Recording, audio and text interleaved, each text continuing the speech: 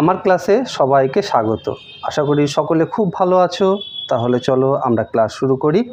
আজ আমরা ক্লাস 5-এর আমার গণিতের 23 পৃষ্ঠার অঙ্কগুলো সমাধান করব। এর আগের পৃষ্ঠা অর্থাৎ এই 22 পৃষ্ঠাতে আমরা কোনো সংখ্যার গুণিতক নির্ণয় করা শিখেছিলাম এবং দুটি সংখ্যার সাধারণ গুণিতক নির্ণয় করাও শিখেছিলাম। 23 পৃষ্ঠাতে আমরা গুণনীয়ক নির্ণয় করা শিখব এবং দুটি সংখ্যার সাধারণ গুণনীয়ক নির্ণয় করাও শিখব। প্রথমে আমরা গুণনীয়কের একটু ধারণা নিয়ে নিই। এখানে দেখো নানাভাবে সাজাই। 6 জন মেয়ে আছে, এই 6 জনকে কত রকমভাবে সাজানো যাবে আমরা সেটি দেখে নিই। এখানে দেখো এক একটি শাড়িতে 3 জন করে সাজালে দুটো শাড়িতে আমরা তাদেরকে সাজাতে পারছি।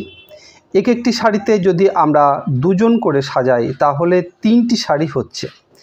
আবার একটি শাড়িতেই 6 জনকে সাজানো যায় তাহলে একটি শাড়ি হচ্ছে। আবার যদি প্রত্যেকটি শাড়িতে 1 জন করে দাঁড় করাই তাহলে আমরা কতগুলো শাড়ি পাচ্ছি? আমরা 6টি শাড়ি পাচ্ছি। এইভাবে দেখো বিভিন্নভাবে এই 6 জনকে আমরা সাজাতে পারছি। তো এই সাজানোর ভিত্তিতে আমরা 6-এর গুণনীয়ক নির্ণয় করা শিখে যাচ্ছি। কিভাবে দেখো, এখানে যেহেতু আমরা এই 1 2 3 4 রকমভাবে 6কে সাজাতে পেরেছি, তাই 6-এর গুণনীয়ক কি পাচ্ছি? 1। দেখো প্রত্যেকটি শাড়িতে 1 জন করে আছে, তাই 6-এর একটি গুণনীয়ক 1 পেয়েছি। প্রত্যেকটি শাড়িতে 2 জন করে আছে, তাই দেখো 6-এর একটি গুণনীয়ক 2 পেয়েছি। প্রত্যেকটি শাড়িতে 3 জন করে আছে, তাই দেখো 6-এর আরেকটি গুণনীয়ক 3 হয়েছে। আর 6 জনকেই একটি শাড়িতে সাজানো যায়, তাই 6-এর আরেকটি গুণনীয়ক হলো 6। এখানে আরেকটি জিনিস পেলাম, কোনো সংখ্যার গুণনীয়ক কিন্তু নির্দিষ্ট। এখানে দেখো 6-এর গুণনীয়কের সংখ্যা নির্দিষ্ট। এখানে 6-এর গুণনীয়ক আমরা কটি পেয়েছি? 1টি 2টি 3টি 4টি, এর বেশি কিন্তু আর আমরা পাবো না। কিন্তু এর আগের পৃষ্ঠা অর্থাৎ 22 পৃষ্ঠাতে আমরা যখন গুণিতক নির্ণয় করা দেখেছিলাম বা শিখেছিলাম, সেখানে দেখেছিলাম কোনো সংখ্যার গুণিতক কিন্তু অসংখ্য। কারণ কোনো সংখ্যাকে যত খুশি সংখ্যা দিয়ে আমরা গুণ করতে পারি, আর যত গুণ করব ততগুলি গুণিতক পাবো। এইভাবে অসংখ্য গুণিতক আমরা নির্ণয় করতে পারি কোনো একটি সংখ্যার। কিন্তু গুণনীয়কের ক্ষেত্রে সেটি হবে না, কারণ গুণনীয়কের সংখ্যা নির্দিষ্ট। এবার দেখো 4-এর গুণনীয়ক কিভাবে বের করা হয়েছে। 4-এর গুণনীয়ক বের করে আমরা কি গুণনীয়ক পেয়েছি? 1 2 আর 4। দেখো যে কোনো সংখ্যার গুণনীয়ক নির্ণয় করার ক্ষেত্রে 1 দিয়ে সেই সংখ্যাকে ভাগ করা যায়, তাই 1 অবশ্যই হবে, আর সেই সংখ্যাটি নিজে অবশ্যই সেই সংখ্যার গুণনীয়ক হবে। দেখো 4-এর তাই দুটি গুণনীয়ক 1 এবং 4 অবশ্যই হয়েছে, আর একটি গুণনীয়ক কি? 2। এই 2 দিয়ে 4কে ভাগ করা যায়, তাই আরেকটি গুণনীয়ক আমরা পেয়েছি 2। তাই 4-এর গুণনীয়ক কি পেয়েছি? 1 2 ও 4। কটি গুণনীয়ক? 3টি। তাই এখানে লিখি 4-এর গুণনীয়ক সংখ্যা 3। এটিও কিন্তু নির্দিষ্ট। এর চেয়ে বেশি কিন্তু 4-এর আর কোনো গুণনীয়ক নেই। চলো এবারে আমরা সাধারণ গুণনীয়ক নির্ণয় করা শিখি। আমরা 6-এর গুণনীয়ক বের করেছি এবং 4-এর গুণনীয়কও কত হবে সেটি দেখে নিয়েছি। এবার সাধারণ গুণনীয়ক কি হবে? 6 এবং 4-এর সাধারণ গুণনীয়ক। দেখো 6-এর গুণনীয়কের মধ্যে কি আছে? 1 2 3 6। আর 4-এর গুণনীয়কের মধ্যে আছে 1 2 ও 4। তাহলে এই দুটি সংখ্যার গুণনীয়কের মধ্যে কোন দুটি কমন, অর্থাৎ দুটি ক্ষেত্রেই আছে কি? দেখো এই 1, 6-এর গুণনীয়ক 1, আবার 4-এরও একটি গুণনীয়ক 1। তাই 1 হলো 6 ও 4-এর একটি সাধারণ গুণনীয়ক। আবার 6-এর একটি গুণনীয়ক 2, 4-এরও একটি গুণনীয়ক 2। তাই এই 2ও কিন্তু 6 এবং 4-এর একটি সাধারণ গুণনীয়ক। তাই দেখো 6 ও 4-এর সাধারণ গুণনীয়ক আমরা কি পেলাম? 1 এবং 2। এভাবে আমরা যে কোনো দুটি সংখ্যা বা 3টি সংখ্যা হলেও তাদের সাধারণ গুণনীয়ক নির্ণয় করতে পারবো। তারপরে দেখো কি বলা হয়েছে 6 ও 4-এর সাধারণ গুণনীয়ক সংখ্যা কত? আমরা দুটি গুণনীয়ক পেয়েছি, তাই এখানে 2 সংখ্যাটি লিখে দিলাম। এইভাবে আমরা কিন্তু গুণনীয়ক নির্ণয় করার একটি ধারণা পেলাম। গুণনীয়ক কিভাবে নির্ণয় করব এবং দুটি সংখ্যার সাধারণ গুণনীয়ক কিভাবে নির্ণয় করব সেটিও কিন্তু শিখে গেলাম। এবার আমাদের নিজেদের করার জন্য কাজ দেওয়া হয়েছে। দেখো 8-এর গুণনীয়কগুলি কি কি সেটি আমাদের বের করতে হবে। তাহলে 8-এর গুণনীয়ক যদি আমরা বের করি কত কত পাবো। এখানে 8 সংখ্যাটিকে লিখে নিয়েছি। এবার 8-এর গুণনীয়ক কি কি হবে আমরা কিভাবে বের করতে পারি চলো দেখে নিই। 8কে আমরা ভাগ করব।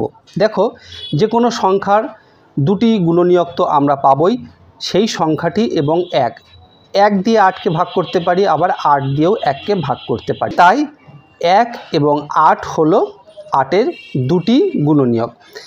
1 দিয়ে 8কে ভাগ করে আমাদের কোনো লাভ নেই, আমরা প্রথমে 2 দিয়ে 8কে ভাগ করি। 2 দিয়ে 8কে ভাগ করলে আমরা কত পাবো? 4। এবার 4কে আবার 2 দিয়ে ভাগ করতে পারি, তাহলে কত পাবো? 2।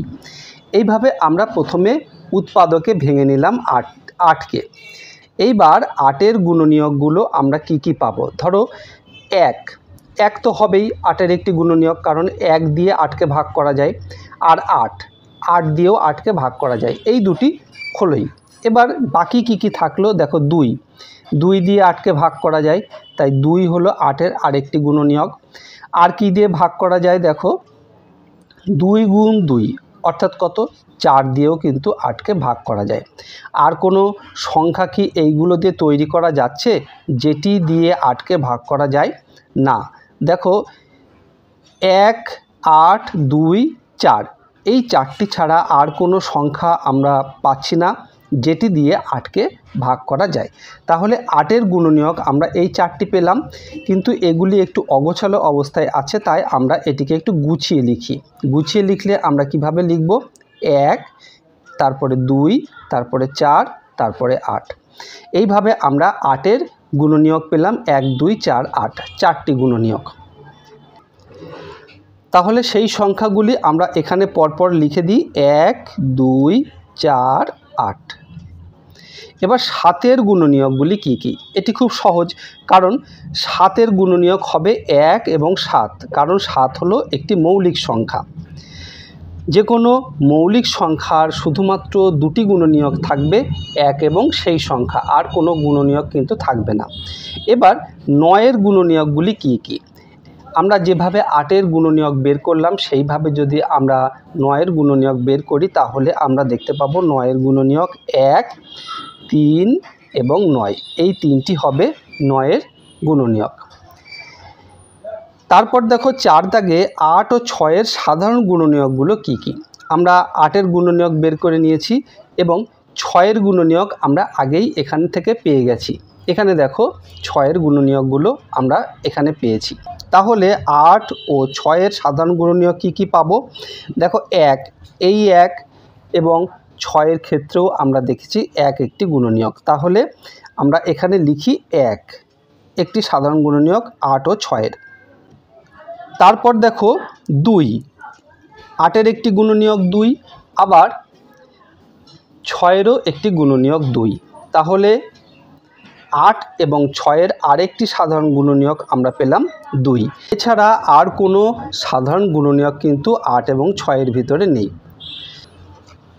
তারপর 5 দাগে দেখো আছে 5 ও 7-এর সাধারণ গুণনীয়ক কি? এখানে দেখো 5 একটি মৌলিক সংখ্যা, 7ও একটি মৌলিক সংখ্যা। 5-এর গুণনীয়ক কি কি হবে? 1 এবং 5। 7-এরও গুণনীয়ক হবে 1 এবং 7। তাহলে 5 ও 7-এর সাধারণ গুণনীয়ক শুধুমাত্র একই হবে, আর কোনো কিন্তু সাধারণ গুণনীয়ক আমরা পাবো না। যে কোনো দুটি মৌলিক সংখ্যার সাধারণ গুণনীয়ক শুধুমাত্র একই হবে। এরপরে দেখো 6 দাগে 6 ও 9-এর সাধারণ গুণনীয়কগুলি কি কি সেটি আমাদের বের করতে হবে। আমরা এতক্ষণ যে অঙ্কগুলো করলাম আশা করি তোমরা সকলে খুব ভালোভাবে বুঝতে পেরেছো। আর যদি ভালোভাবে বুঝতে পেরে থাকো তাহলে এই 6 দাগের এই অঙ্কটি তোমরা নিজেরাই করতে পারবে। তাই এটি আর আমি করলাম না, এটা তোমরা নিজেরা করো। ভিডিওটি ভালো লাগলে অবশ্যই একটি লাইক করো আর তোমার বন্ধুদের মধ্যে শেয়ার করে দিও, তাহলে তোমার বন্ধুরাও কিন্তু শিখতে পারবে। আর এই রকম ভিডিও আবারও পেতে চাইলে চ্যানেলটি অবশ্যই সাবস্ক্রাইব করে রেখো। খুব ভালো থেকো, দেখা হবে আবার পরের ভিডিওয়। ধন্যবাদ।